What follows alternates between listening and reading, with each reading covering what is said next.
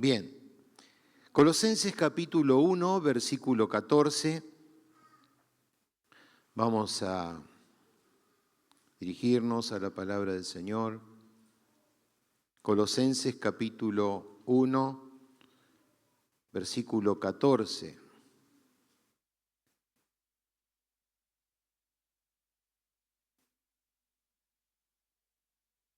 Amén.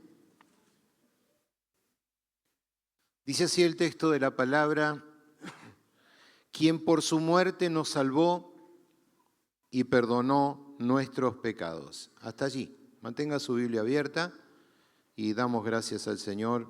Vamos a dar gracias por la palabra de Dios. Amén. Señor, te damos gracias. Alabamos y bendecimos tu nombre. Tu palabra es fiel, es justa, es verdadera, es palabra que nos corrige, que nos exhorta. Y Señor, trae en esta misma noche sanidad por tu palabra, Señor, a los corazones sedientos que, Señor, están ante tu presencia. En el nombre de Jesús te lo pedimos. Amén. Aquí hay una verdad muy profunda que es importante para la vida y la educación cristiana, ¿no? Dice la palabra del Señor que el conocimiento nos envanece, pero el amor nos edifica. Amén. Vuelvo a repetir. El conocimiento nos envanece, pero el amor nos edifica.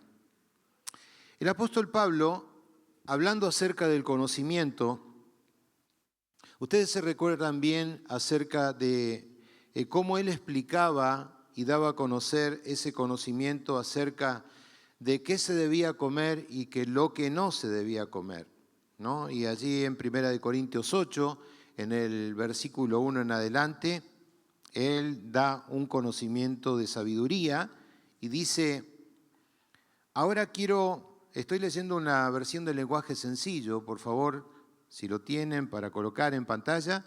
Dice: ahora quiero responder a los que me preguntan acerca de los alimentos ofrecidos a los ídolos. Todos nosotros sabemos algo acerca de esta. Dice algo acerca de esto.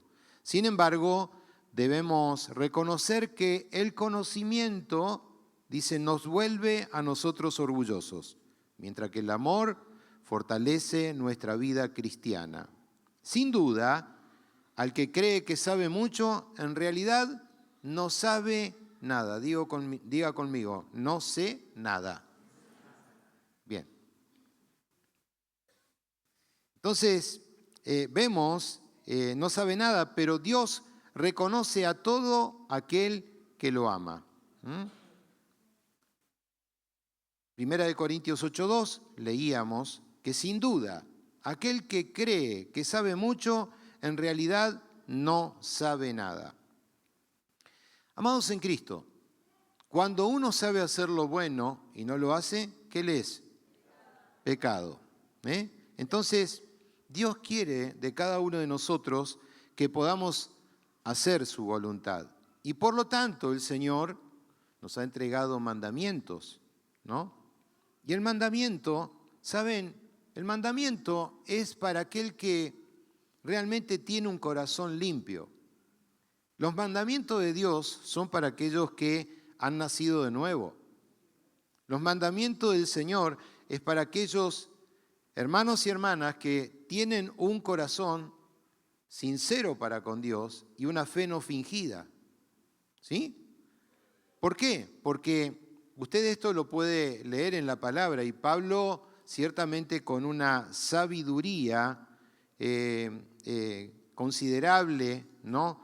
Ante todos, él dice allí en 1 de Timoteo capítulo 1 versículo 5, ¿no? Él dice: pues el propósito de este mandamiento es el amor nacido de un corazón limpio que tiene buena conciencia y de una fe no fingida. ¿Cómo es esto? Muchas veces encontramos cristianos por doquier, ¿no? Donde nosotros vayamos, que niegan aún su propia condición de fe. O sea, nadie me conoce, nadie sabe que soy cristiano, camino por el mundo. Si me preguntan, le digo, si no, está bien. Y en esa condición, ¿no? De esta manera, pretenden ir hacia adelante, ¿no? Sintiéndose libres. Pero el Señor dice, aquel que me niega delante de los hombres, yo también en el día postrero lo voy a negar, ¿no? Qué difícil condición de sentirse de que Dios pueda un día negarte cuando hayas transitado. Y muchos de ustedes dirán, yo fui a casa de oración, ¿no? Estuve presente, ministré en la alabanza, en la adoración, pero no sucede así con aquel que realmente se presenta delante de Dios y obra conforme a la voluntad del Señor con un corazón entregado, un corazón limpio. Alguien que tiene una buena conciencia, ¿no?, para con Dios, actúa en correspondencia para con Dios. Alguien que tiene buena conciencia delante de Dios es aquel que no necesita fingir una fe. Soy, no soy, pertenezco, no pertenezco, hoy estoy, mañana no estoy. Pero bueno, ese no es el tema de hoy. El tema importante es que aquel que realmente vive en Cristo, ¿no?, vive la verdad.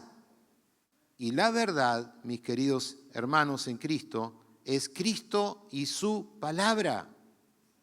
Diga conmigo, la verdad es Cristo y su palabra, ¿no? Porque eso es lo que realmente a nosotros nos hace libres y a la misma vez nos permite ser conforme y conformados a la imagen de Dios.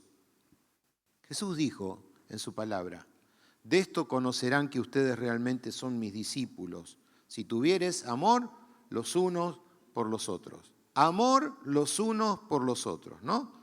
Entonces, ¿qué es lo que hace realmente que muchas veces a nosotros nos separa? Nos separamos del amor de Dios y de esa vitalidad que Él nos entrega. Bien, yo quiero elencarles en esta tarde-noche algunas cosas que nos separan. Número 1, las emociones que están en nosotros que muchas veces son negativas y que nos dominan. Emociones que nos dominan y que son negativas. A ver, ¿qué podemos decir bíblicamente acerca de estas emociones que son negativas? Adán y Eva, aparte de ser, ellos estaban en una forma enceguecidos, ¿no?, con la relación en cuanto a su entendimiento. Ellos llegaron a ser personas temerosas, pero aún también personas que estaban angustiadas. O sea, ¿dónde encontramos la primera característica del miedo? ¿No? Encontramos este primer sentimiento del miedo. El miedo es un sentimiento, ¿sabía usted? ¿Sí o no? Bien, entonces, el primer sentimiento ciertamente aparece luego de que existe la caída de la humanidad. Allí en Génesis capítulo 3, no lo busque, simplemente yo se lo menciono, en el capítulo 3, versículo 10, dice, y él respondió, oí tu voz en el huerto y tuve miedo, ¿por qué? Porque estaba desnudo y me escondí. Todos nosotros sabemos que nosotros debemos tener temor a nadie más que a Dios, ¿no? ¿Por qué? Porque es exclusivo, ¿no?, de la fe que nosotros tenemos en Él. El temor que le debemos a Dios es exclusivo. Pero yo me hice una pregunta y quiero hacerte una reflexión y una pregunta. ¿Alguna vez te preguntaste por qué el temor es el primer paso para alcanzar la sabiduría? Y cómo ese temor dice que echa fuera a todo cualquier otro temor, ¿no? A otros temores. Proverbios allí 9 nos dice, el temor de Jehová es el principio de la sabiduría y el conocimiento del Santísimo es la inteligencia. Siempre recitamos de memoria la primera parte de este proverbio y decimos el principio de la sabiduría o el temor de Jehová es el principio de la sabiduría, pero luego en la parte bis dice y el conocimiento del Santísimo, o sea, del Dios omnipotente, creador del cielo y de la tierra, es la inteligencia. Ahora, me llamó la atención la traducción del lenguaje sencillo de este Proverbio 9, porque dice así, mire, todo el que quiera ser sabio, que comience por obedecer a Dios. Conocer al Dios Santo es dar muestras de inteligencia. A veces decimos de una persona, qué inteligente sos, qué bien que te desarrollás, qué bien que te manejás, cómo demostrás que realmente amás a Dios. Pero a esa persona se la debe conocer por su obediencia, ¿no? Porque la obediencia indica que si yo amo a Dios, si obedezco a Dios en todos sus preceptos, ¿no? Entonces Él me hace sabio. Él me hace sabio. Unas personas piensan que la sabiduría es simplemente porque sos hijo de fulanito de tal o porque ya sos inteligente por naturaleza y a mí Dios me da. Porque soy buenito, porque no hago nada malo, porque soy hijo de tal o fulano de tal y llevo el nombre de tal, ¿no? Pero sin embargo, porque seas hijo de Einstein no quiere decir que sea un sabio con alto potencial, no. Si conoces a Dios, si quieres ser sabio, obedece a Dios. Conocer a este Dios santo te da capacidad de ser inteligente. Ahora, otros sentimientos, decíamos sentimientos negativos, ¿no? También otros sentimientos provienen del pecado y son realmente la vergüenza, ¿no? Hablar acerca de la vergüenza y de la culpabilidad. Mire, antes que Adán y Eva desobedecieran a Dios, ellos estaban como en el huerto, desnudos. Estaban desnudos. No sentían vergüenza el uno para con el otro. Dios los creó como seres sexuales, ¿no? Y sus órganos sexuales y su actividad sexual eran sagrados. O sea que cuando ellos pecan, a partir de ese momento comienzan a tener vergüenza de estar desnudos. ¿Sí? Y luego, ¿qué tuvieron que hacer? Cubrirse.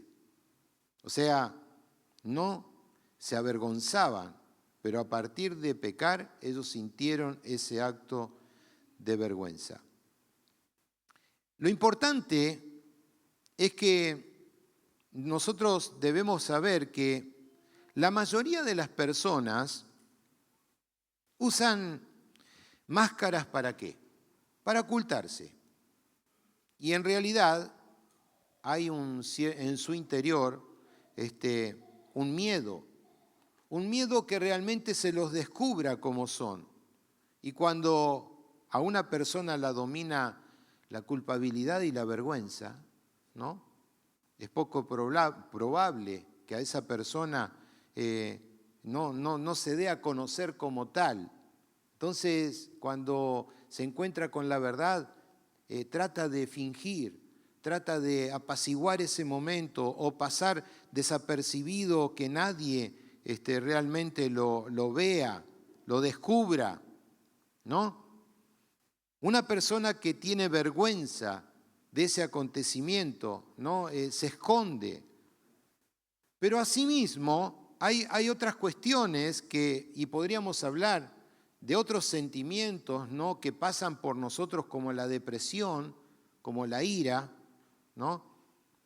Y estos también son resultados, queridos hermanos, a partir del momento de que el hombre cae, de su caída, ¿no? Resultados de la caída. ¿Se recuerdan cuando Caín, él presenta su ofrenda? Por alguna razón, ciertamente Dios no miró con agrado su ofrenda, ¿no? La Biblia dice, pero no miró con agrado a Caín y la ofrenda suya, y se ensañó, dice Caín, en gran manera, y decayó su semblante. Entonces Jehová dijo a Caín, ¿por qué te has ensañado? ¿Y por qué ha decaído tu semblante? Dice, si bien hicieres, ¿no serás enaltecido? Mire la pregunta que le hace, ¿no? Dios a Caín. Si bien hicieres, ¿acaso no serás enaltecido? Y si no hicieres bien, el pecado que está, dice, a la puerta con todo esto, a ti, dice, será tu deseo y te enseñorearás de él. Ahora, escuche, ¿por qué Caín sentía la ira y la depresión? Porque ciertamente no había hecho lo correcto, ¿sí? No hizo lo correcto. Y estas cosas, vemos que, en otras palabras, Dios le estaba diciendo, ¿no?, a Caín, dice, si sientes que no vas por un buen camino, tenés que conducirte, dice, y hacer que tus caminos sean buenos. Amados en Cristo, muchas veces sabemos hacer lo bueno, conocemos, pero inclinamos nuestra vida y torcemos los caminos y el Señor dice, vuélvete de ese mal camino, no permanezcas ahí, porque ese camino te lleva a un mal destino. ¿Cuántas palabras usted ha recibido durante el tiempo de la vida cristiana? Y saben, Jesús dejó asentado todo esto para nuestro bien, para que como verdaderos hijos de Dios nosotros podamos ser productivos en las cosas de Dios y caminar y siempre añadir a nuestra vida de fe un escalón más, un peldaño más a nuestra vida de fe, ¿no? Jesús les enseñaba a sus discípulos y les decía, ¿no?, allí en San Juan capítulo 13, en el versículo 17, Él le decía, si ustedes saben estas cosas, bienaventurados seréis si la hiciereis. Felices si ustedes la ponen en práctica. Hoy usted está tomando el consejo de la palabra de Dios, pero ¿a qué le serviría si usted dice una prédica más, un domingo más, de la cual saco una cierta enseñanza, pero dice el Señor Jesús, dice, felices ustedes, felices, felices hermanos, felices, ¿no? Y podría mencionar a cada uno de ustedes, aunque de muchos de ustedes no sé el nombre, ¿no? Pero felices, bienaventurados, si ustedes colocan en práctica todas las palabras y todas las cosas que el Señor les da a conocer. Usted sería la persona más infeliz, si usted saldría de este lugar y no colocase en práctica la palabra del Señor. Saben, vivimos en una sociedad donde la gente sufre una epidemia de melancolía, ¿no? Es una era donde se la considera la era de la angustia, ¿no? La depresión, en muchos, es un mal común, y aún también en el ambiente considerado médico, ¿no? La llaman el resfrío, a la depresión se le llama el resfrío común de todos los días. Las personas van al médico y usted dice, no sé lo que tengo, doctor, y rápidamente el doctor se da cuenta que muchas de las situaciones de depresión son cuestiones psicosomáticas, ¿sí? Entonces, ¿Qué le sucede a un cristiano cuando va al médico y el médico le dice, mire, usted necesita de un psicólogo? Dice usted, ¿yo? ¿Al psicólogo? ¿No? Entonces, sí, usted tiene que ir al psicólogo porque usted tiene una depresión. Claro, no hace falta mucho saber cómo nosotros nos dirigimos a las personas y así como nosotros muchas veces aprendemos el lenguaje corporal, nuestras formas de proceder, nuestra amargura se nota. Así como también se nota el rostro alegre, ¿verdad? Pero no hace falta mucho para un médico distinguir su condición de angustia, de depresión, de tristeza. Y son enfermedades mentales, enfermedades mentales. Incluso se dice que en el último siglo, ¿no?, en Estados Unidos tuvo un crecimiento elevadísimo en cuanto a la depresión. Dice que en el siglo XX e inicio del XXI aumentó el doble. Las encuestas han superado, ¿no?, más del doble de personas y va en incremento en cuanto a la depresión y a la angustia. Ahora, volvamos a Adán y Eva. Esto también, el pecado, ¿no?, en Adán y Eva afectó ciertamente la capacidad y su capacidad también en la elección. ¿Saben? Ambas personas, Adán y Eva, ellos tenían solo una posibilidad de hacer justamente una mala elección en el huerto, en el jardín del Edén. ¿Por qué? Porque todo lo que hicieran estaba correcto, excepto que ellos sabían que no tenían que comer del árbol de la ciencia y del bien y del mal.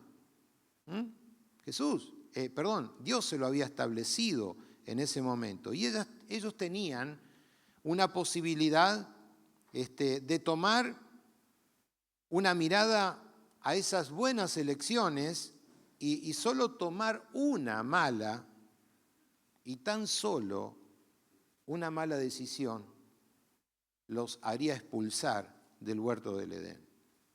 Y tomaron justamente esa elección equivocada. Debido a esa mala elección, hoy todos nosotros estamos enfrentados, ¿sí?, día a día, y millones de personas no saben qué elegir, no saben cuál es la mejor elección que puedan tomar. Pero permítame decirle algo también. Aparte del poder del Espíritu Santo en nosotros, en nuestras vidas, el poder más grande que tiene un hombre y una mujer es el poder de la elección. ¿Me escuchó bien? Aparte del Espíritu Santo, el poder más grande que poseemos es el poder de la elección. Nosotros podemos elegir orar o no orar. Nosotros podemos elegir leer la Biblia o no leerla. Podemos elegir no asistir a la iglesia o asistir a la iglesia. Es una decisión personal. O podemos elegir andar en la carne o andar en el espíritu, ¿no? Podemos elegir decir no a las pasiones desordenadas o aceptarlas. Y ese será el resultado de lo que nosotros obtengamos, ¿no? Recuerdo un día caminando allí en Italia, ¿no? Un jovencito que después de mucho tiempo él batallaba con situaciones de su naturaleza caída, ¿no?, buscando placeres y demás, ¿no? Éramos pero muy afín en muchos aspectos laborales, pero él tenía un vicio que lo dominaba, unos cuantos, pero bueno, uno de los tales era que él no podía vencer el cigarrillo. Y bueno, él decía, sí, está bien, yo sé que esto, algún día yo voy a poder vencer el cigarrillo. Entonces, ese día, juntamente con muchos jóvenes que estábamos allí presentes, ¿no?, cristianos, él no quería hacerse notar. Y su condición hipócrita, ¿no?, era que él sí podía vencer el cigarrillo, ¿no? Y en ese momento, el pastor que estaba allí presente, ¿no?, iba caminando por las calles de Roma y a la misma vez con su cigarrillo encendido. Entonces, fumaba, ¿no? Y no fumaba uno solito, sino que fumaba uno, terminaba uno y comenzaba otro, y así sucesivamente. A tal punto de que él pensaba que nadie lo veía, y de frente estábamos nosotros, ¿no? Entonces, cuando vio que nosotros íbamos al encuentro de él agachó, tiró el cigarrillo hacia atrás, ¿no? Y como si nada fuera, hola, ¿qué tal?, ¿no? Su estado de hipocresía, ¿no? Pero su elección, ¿cuál era? No abandonar el cigarrillo. Increíble, mis hermanos, que un pequeño cigarrillo de solamente 10, no sé si llegan a 10 centímetros, ¿no?, pueda dominar totalmente a una persona. Y después, los inconvenientes que eso produce en los pulmones, ¿sí? Sin embargo, después acudimos a Dios, Señor, sálvame. Cuando eso es una elección. Si nosotros elegimos mal, ¿cuáles serán los resultados? Dígamelo usted. Mal. Pero me puede. Y así sucesivamente, con las pasiones desordenadas, nosotros elegimos qué mirar. Elegimos escuchar una prédica o querer estar en Netflix. ¿Queremos estar mirando Los Simpson o queremos elegir al Dios de la Biblia? ¿Qué elige usted? Todo tiene que ver y comienza por una elección. Tenemos el poder de elegir. Estar a largas horas atrás de una computadora o decir hasta aquí. ¿Cómo es posible que un pequeño botón o al alcance de un clic nosotros no podemos dominar? ¿Por qué? Porque ciertamente usted y yo necesitamos conocer que detrás de una computadora están las artimañas, los artilugios, el enemigo de nuestra alma que quiere separarnos del amor de Cristo. ¿Sí o no? Claro que sí, pero usted tiene que saber tener ese dominio, y más ni hablar con los niños, con los adolescentes, con los jóvenes, como familia. Nosotros tenemos que aplicar y saber que colocar enseñanzas que sean precisas y que puedan ellos estar sujetos. No se puede, hermanos, admitir hoy que una criatura de 4 o 5 años, ¿no?, agreda a un padre y a una madre para tirarle lo que tenga al alcance de la mano porque no le permite ver su figura que más le gusta o en ese momento, ¿no? Vemos desastres que suceden en las familias. Todo consecuencia del pecado, ¿no? Justamente a veces estos atributos se vuelven una necesidad y eso también es una gran consecuencia del pecado en los atributos de la humanidad. Antes la caída, ¿no?, llegan a ser grandes necesidades aún también después de ella. Y saben, esto ocurre específicamente en 3 áreas que hasta el día de hoy están vigentes en nuestras vidas. 3 áreas. Número 1, la aceptación ciertamente fue reemplazada por el rechazo. Por eso nosotros tenemos la necesidad de pertenencia, ¿sí? La pertenencia. Incluso antes de la caída, Adán sentía la necesidad de pertenencia. O sea, su necesidad de pertenecer a Dios estaba satisfecha cuando Dios le da la compañía en el jardín. Pero, escuche, todas estas cosas eran buenas en ese jardín y lo único no bueno, ¿qué era? Que Adán se encontraba solo. ¿Sí? Era lo único bueno hasta ese momento. Todo era bueno, porque Dios todo lo creó bueno y perfecto. Pero lo bueno era que Adán se encontraba solo. Entonces Dios, viendo esta necesidad, dice, no es bueno que el hombre esté solo. Entonces Dios ve esa necesidad en Adán. Pero aunque el pecado de Adán y Eva los alejó de Dios, ciertamente también trajo conflictos dentro de las relaciones humanas. Aún experimentamos una necesidad de pertenencia, aunque la gente tenga un encuentro verdadero con Dios y satisfaga su necesidad de pertenecer a Él, necesitamos sentirnos nosotros aceptados en el círculo social del pueblo de Dios. La iglesia muchas veces no da la oportunidad de fortalecer la amistad entre sus miembros. Y si una iglesia no da este ejercicio de círculo social en el pueblo de Dios, ¿dónde lo va a buscar? Ciertamente lo buscará afuera, ¿no? Aquellas personas que se dedican a estudiar tanto lo que habla acerca del crecimiento de la iglesia o el desarrollo de la iglesia, aseguran que pueden hacer que la gente encuentre a Cristo, pero si logran que crezca una amistad entre sus miembros, ¿no? O sea, es mucho mayor el ejercicio.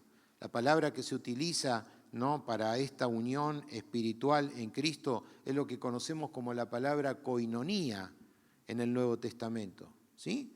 No es solo algo bonito o algo lindo que la iglesia debe gestar, sino debe ser una necesidad entre la familia de la fe.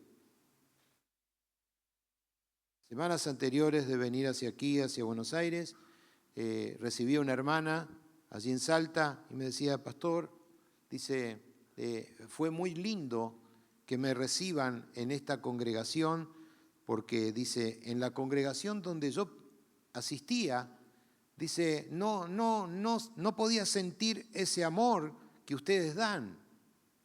Pero a la misma vez dice, ¿cómo me gustaría, dice, poder compartir con un hermano, con una hermana, dice, un momento de alegría, de poder compartir una taza de té, o quizás unos bollos salteños, ¿no? Como hacen allí, ¿no? Entonces dice, esos momentos gratos, intensos, ¿por qué? Porque necesita la iglesia del Señor entrelazar esos lazos de vínculos de amor, ¿no? Y a veces hemos perdido ese amor y esa koinonía. Pero qué lindo, qué bueno que es cuando alguien desinteresadamente te tiene en cuenta y te dice, no solamente al pastor, porque nosotros no somos más ni nada, ni más que ninguno de ustedes, pero simplemente si usted sabe que alguien está pasando una necesidad y usted dice, algo puedo ser de aporte para alguien, invite a su casa. Usted tiene que formar esa koinonía, no que se haga un habitué, ¿no? Porque después están a los otros que van en exceso, ¿no? Como diciendo, aquellos que se buscan esa koinonía para quizás estirar la lengua de algún hermano o alguna hermanita, ¿no? Y hacer de un diálogo extremadamente fuera y desubicado. O también están los otros que ven que siempre los excesos son malos, ¿verdad? Como les digo lo bueno, les digo también lo malo. Los hermanos que se presentan a las 12 del mediodía, ¿no? Hola, ¿qué tal? Aquí estoy, ¿no? No, eso, o sea, hablamos de un concepto de la cual necesitamos ver que otra persona necesita forjar su verdadera identidad en la fe en Cristo Jesús y a través de la koinonía eso también ayuda, ¿sí? ejercer una vida social para con la iglesia. Ahora, hablábamos acerca de la culpabilidad y la vergüenza. Lo que sí veo es que es importante, mis hermanos, la necesidad de reconstruir el sentimiento de merecer, ¿no? Los expertos que trabajan y ayudan a otras personas justamente para resolver estos problemas conflictivos, concuerdan, ¿no? Que la humanidad sufre y lucha justamente con esa sensación de que no vale la pena. Miles y miles de jóvenes, ¿no?, que están en el ámbito de la depresión. ¿Por qué? Porque tienen una identidad negativa, ¿no? Se enfrentan a la crisis de la humanidad después de la caída de Adán y Eva. Hay una crisis de identidad, iglesia, ¿no? Ahora, la pregunta es, ¿serán estas necesidades realmente satisfechas por el mundo, la carne y el diablo, o serán satisfechas por Dios, quien ciertamente Él prometió que iba a suplir todas estas necesidades? ¿Por qué? Porque para los que estamos en Cristo, Él realmente nos conforta y nos ha dado grandiosas promesas y aún también riquezas que son en Cristo Jesús. Usted y yo realmente debemos pensar cuando nosotros nos encontramos en una crisis. Todo mundo pasa crisis, pero cuando usted y yo nos encontramos en Cristo, debemos pensar en esas promesas que el Señor nos ha establecido. Y quiero que por favor en pantalla puedan colocar Filipenses 4:19. O si no, búsquela en su Biblia. Filipenses 4:19. Mire lo que suple Dios para nosotros. Mi Dios, pues suplirá todo lo que os falte conforme a sus riquezas en gloria. ¿En quién? En Cristo Jesús. Él suple algunas cosas o todas. Todas. Y si dice que Él suple todas, es porque nada nos falta. ¿Sí? Amén, iglesia. Estamos completos en Él. Entonces, nuestra necesidad más importante es la que de sentirnos ciertamente necesarios, y esa necesidad es la más maravillosamente satisfecha. ¿Cuándo? Cuando usted y yo nos centramos en Cristo. Nos centramos en Cristo. Un cristiano tiene un propósito. Y el propósito es estar en Cristo. Amén. Estar en Cristo. Entonces, cuando yo digo que estoy en Cristo, usted dice que está en Cristo, la primera característica de un cristiano que está en Cristo es que sos aceptado por Él. Fuiste aceptado por Él, sos aceptado y permaneces en Él. ¿Por qué? Porque la palabra del Señor dice allí en 1 Corintios 6:19, ¿no? Dice así, 1 Corintios 6:17. Dice, en cambio, quien se une al Señor Jesús se hace un solo cuerpo espiritual con Él. ¿Usted aceptó a Cristo Jesús? ¿Es un hijo de Dios? Amén. Y por lo tanto, ¿usted qué es con Dios? Con Cristo. Una sola cosa. Dice, el que se une al Señor Jesús, usted lo leyó en su Biblia, esto no lo inventé yo, ¿no? Dice, usted se une al Señor Jesús, se hace un solo cuerpo espiritual con Él. Ahora, como analizábamos y estudiamos en hermenéutica, ¿no? Tenemos que mirar todo el contexto. Y, ¿saben? El versículo anterior a este pasaje es contrastado por este versículo 17. En el versículo 16 hablaba justamente el apóstol Pablo que dice, aquel que se une a una ramera, a una prostituta, una carne es con ella y un cuerpo, ¿no? Pero aquí, con el Señor, dice que nosotros si nos unimos a Cristo, somos una mente y somos un espíritu. ¿Sí? Mire qué importante. Usted al unirse a Cristo, ahora tiene la mente de Cristo y ahora tiene su espíritu en usted. Entonces, una cosa somos, es una unión que ciertamente representa a los pensamientos puros de Dios, un corazón sencillo, un corazón que ama. Ese es el corazón de nuestro Señor. ¿Se ve reflejado usted ante este concepto? ¿No?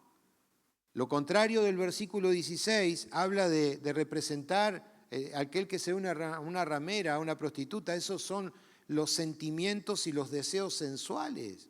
Pero dice, aquel que se une al Señor Jesús se hace un solo cuerpo espiritual con Él. Y esto es lo que representan los pensamientos que agradan al Señor, ¿no? ¿Puede divisar usted esto en la palabra? Ahora, cuando como cristiano ciertamente me someto a los dictámenes de Cristo, dice que Él es la cabeza, ¿no? Efesios habla acerca, dice, que Él sometió todas las cosas bajo sus pies y lo dio por cabeza sobre todas las cosas a la iglesia, el cual es el cuerpo, la plenitud de aquel que todo lo llena el todo, en todo. Entonces, Cristo es la cabeza, soy aceptado por Él y Él es quien gobierna la vida de un hijo de Dios. Pero también dijimos que al ser aceptado por Cristo y el permanecer en Él, dijimos que soy un espíritu con Él. No hay dicotomía, no puede haber dicotomía, mis hermanos, en esta vida congruente con el Señor. Pero también lo que quiero dejarte bien asentado, que cuando vos y yo decimos que somos aceptados por Él, ¿no? ¿Quién es que vive en tu persona? ¿Quién debe vivir? Cristo, amén. Cristo y solamente Cristo. No hay lugar para dos, ¿sí? Entonces, digo tener la mente de Cristo, digo, al ser aceptado por Cristo, digo que el Espíritu está conmigo, con mi persona, digo que Cristo vive en mí, pero también mi mente, mi vivir, mi pensar es Cristo y solamente Cristo. ¿Entiende? ¿Por qué? Porque todo indica de que tengo una perfecta unión para con mi Señor, para con mi dueño. Ahora, usted dijo que es cristiano, usted dijo que es cristiana, usted dijo que es una hija de Dios, que es un hijo de Dios, ¿no? Y nosotros cuando afirmamos y realmente aseveramos estas cosas, tenemos que saber, hermanos, que hay muchos consejos y cosas que debemos dejar de nuestra vieja naturaleza, ¿no? ¿Por qué? Porque cuando usted recibe el consejo de la palabra de Dios, y yo acepto el consejo de la palabra de Dios, sé que hay cosas que me convienen y cosas que no convienen. Recuerden el poder de la elección. ¿Me sigue? Entonces, miren lo que decía Pablo, cuando él decía, para mí el vivir es Cristo, el morir es ganancia, pero también decía, ¿no? Allí en 1 Corintios capítulo 6, versículo 12, él dice, 1 Corintios 6, 12, dice, todas las cosas me son lícitas, mas no todas convienen.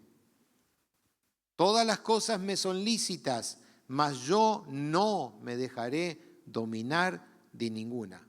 Y sigue, ¿no? En el versículo 13, las viandas para el vientre y el vientre para las viandas, pero tanto el uno como las otras destruirá Dios. Pero el cuerpo, escuche, el cuerpo no es para la fornicación, sino para el Señor, y el Señor para el cuerpo. A ver,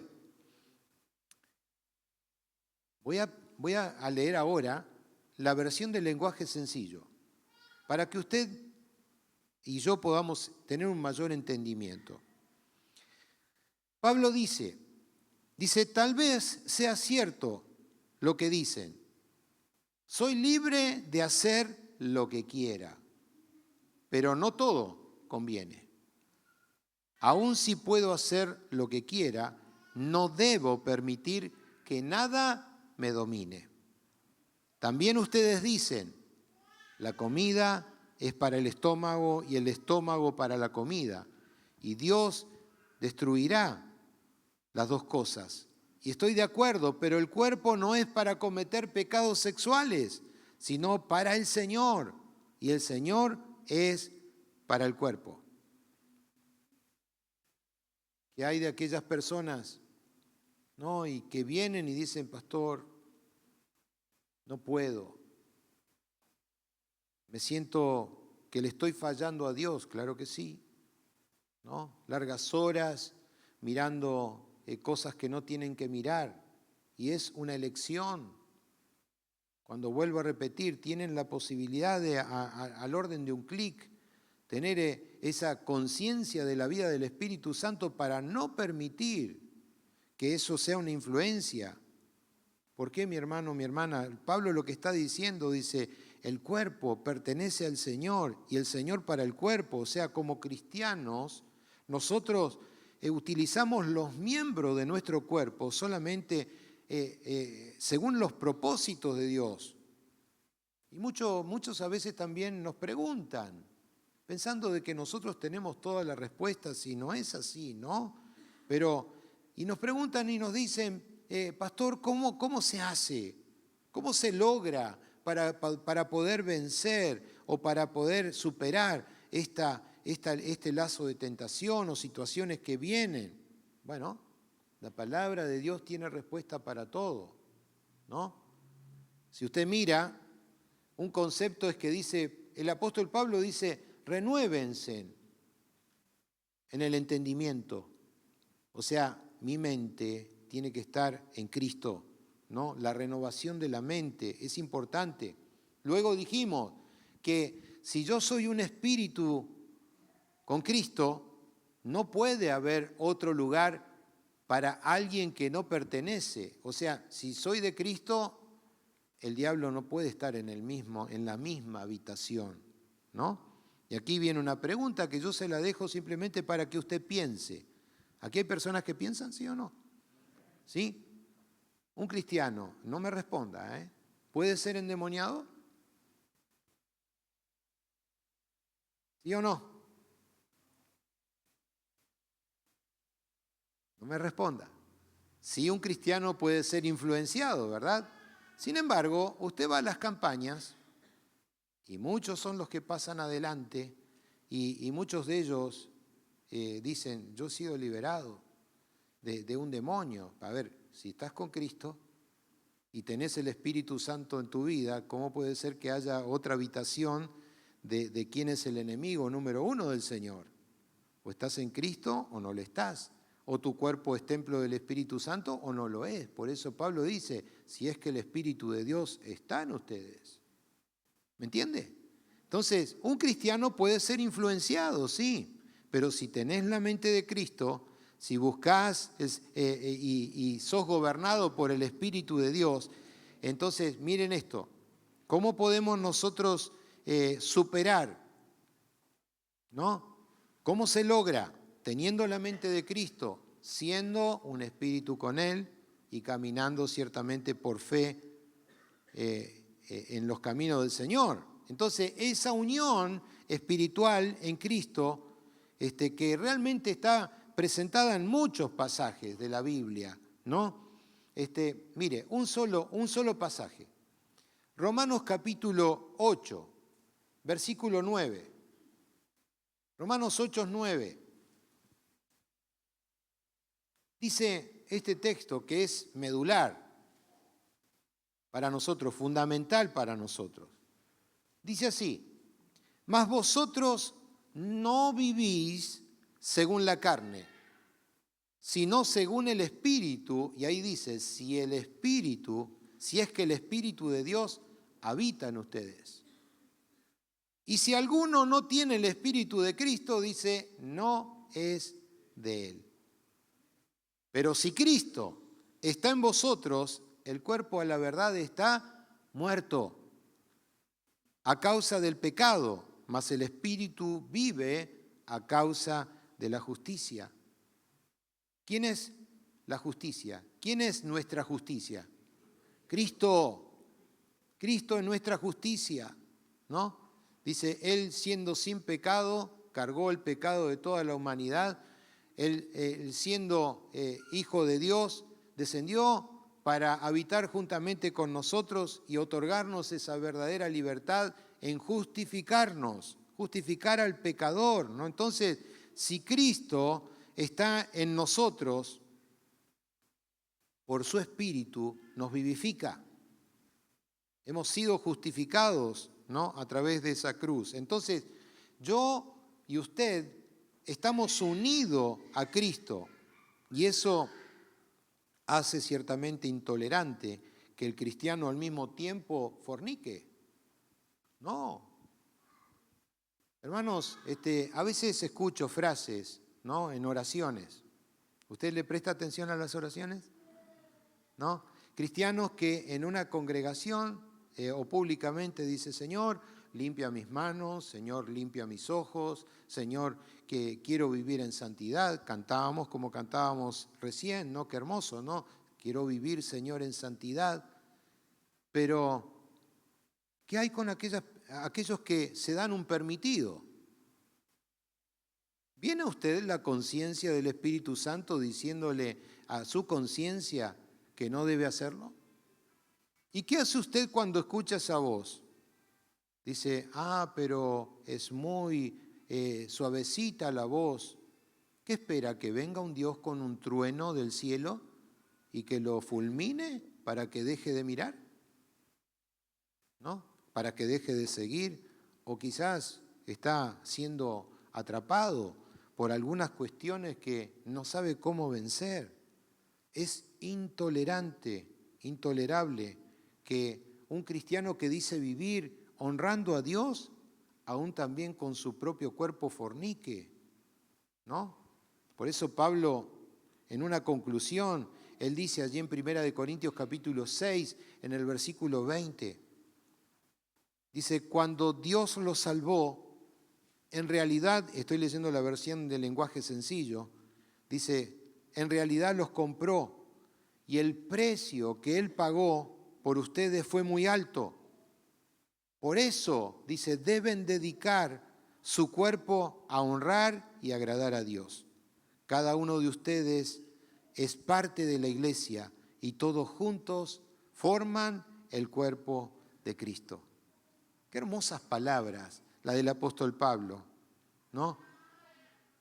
Fuiste comprado a precio de sangre. ¿Puede darle gloria a Dios? Amén. Fuimos comprados a precio de sangre.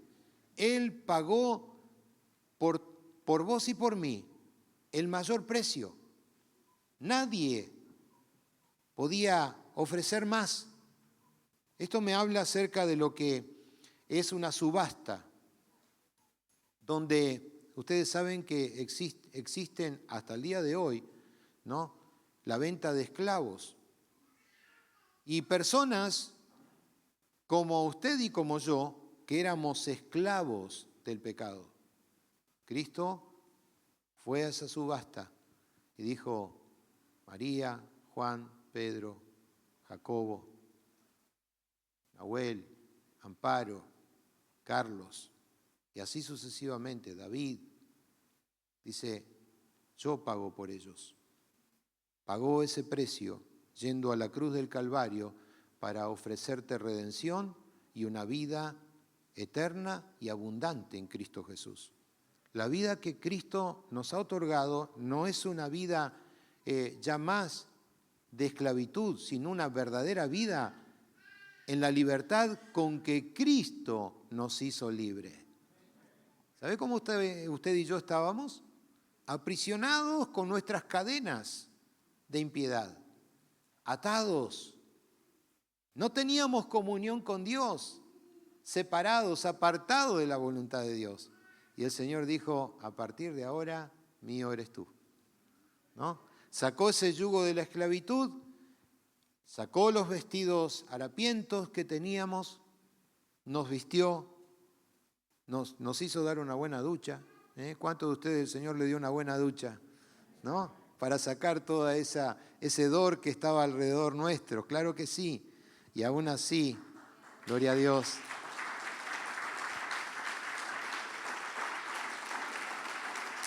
Él nos compró con un alto precio. Por lo tanto, nos colocó un anillo, ¿no?, en nuestra mano como censo de propiedad suya, ¿no? Y ahora nosotros, ¿qué debemos hacer? Simplemente agradar a nuestro Señor, vivir a Cristo en nosotros y ser parte de ese cuerpo que el Señor estableció. Por eso Pablo dice, ustedes, cada uno de ustedes forman una parte especial en la iglesia y todos juntos formamos el cuerpo de Cristo. Ahora, miremos un último concepto. En Efesios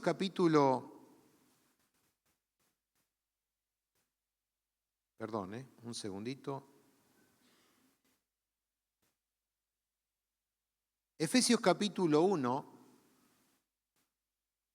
versículo 23. Dice, la cual es su cuerpo, la plenitud de aquel que todo lo llena en todo. Cuando nosotros estamos en esta perfecta comunión con Dios, Él lo llena todo en nuestra vida, pero no solamente hace que nosotros nos sintamos plenos y que Él sea toda la plenitud que nosotros necesitamos. Dice la palabra del Señor en Efesios 2:18, dice, por medio de lo que Jesucristo hizo, tanto los judíos como los no judíos tenemos el mismo espíritu y podemos acercarnos a Dios el Padre. Aquí hay una palabra que es justamente entrada o acercarnos. Mire, les hablé acerca del mercado de los esclavos, pero también déjeme hablarle en esta noche acerca de quién es aquel que te acerca. Uno dice, ¿cómo es esto? Para entrar ante la presencia de un soberano, es necesario que alguien te presente. Usted no se levanta mañana a la mañana y dice, voy a ver al presidente Milei. O una alta jerarquía, ya sea un juez. Usted tiene que pedir una audiencia y alguien que le dé la habilitación para presentarse ante él. No es posible, ciertamente, que algún individuo, simplemente por querer hacerlo, entre en la presencia del presidente o de un rey o de un gobernador mismo. No, tal entrevista tiene que ser arreglada por alguna persona que tenga pero mucha influencia. Nosotros tenemos, gracias al Dios bondadoso que tenemos, dice la palabra del Señor, entrada por medio de Cristo. Amén. Tenemos esa entrada al trono de Dios. Dios el Padre ha hecho posible, ciertamente, que nuestra entrada a su trono sea libre. Por eso Hebreos, cuando usted lee también, y hermanos, si usted no ha leído estos pasajes, busquen la Biblia, porque están en la Biblia. ¿Me entendió? Están en la Biblia. No es que los inventamos. En Hebreos capítulo 10, versículo 19 al 22 dice, así que hermanos, teniendo libertad para entrar en el lugar santísimo por la sangre de Jesucristo, por el camino nuevo y vivo que Él nos abrió a través del velo, esto es, su carne, y teniendo un gran sumo sacerdote sobre la casa de Dios, acerquémonos. Y nuevamente aquí está la palabra, con corazón orgulloso. ¿Dice así? No, dice con corazón sincero. Con corazón sincero, con plena certidumbre de fe, purificados los corazones de mala conciencia y lavados los cuerpos con agua pura, que es la palabra del Señor. Dios, el Espíritu Santo, nos revela y explica cada detalle de esta gran bendición. Cuando habla acerca de esta entrada, de esta posibilidad de acercarnos a Dios, ¿no? Esta entrada nos alienta a que vos y yo tengamos ese motivo fuerte de acercarnos a Dios y aprovechar el permiso que nos da de ingresar libremente a la presencia de Dios, ¿no? En cuanto a mi persona, mis amados hermanos, no hay otra promesa más que me aliente más que esta, de considerarme indigno ante la presencia del Señor, pero Él permite que yo me pueda presentar como una persona digna porque Él permitió que pueda ingresar, que pueda entrar. Y Dios ciertamente en esta noche nos invita a cada uno de nosotros a que tengamos esa confianza delante de su trono, porque hay un mediador que es Cristo Jesús, que te habilita y me habilita para ingresar ante la presencia de Dios libremente. Amén.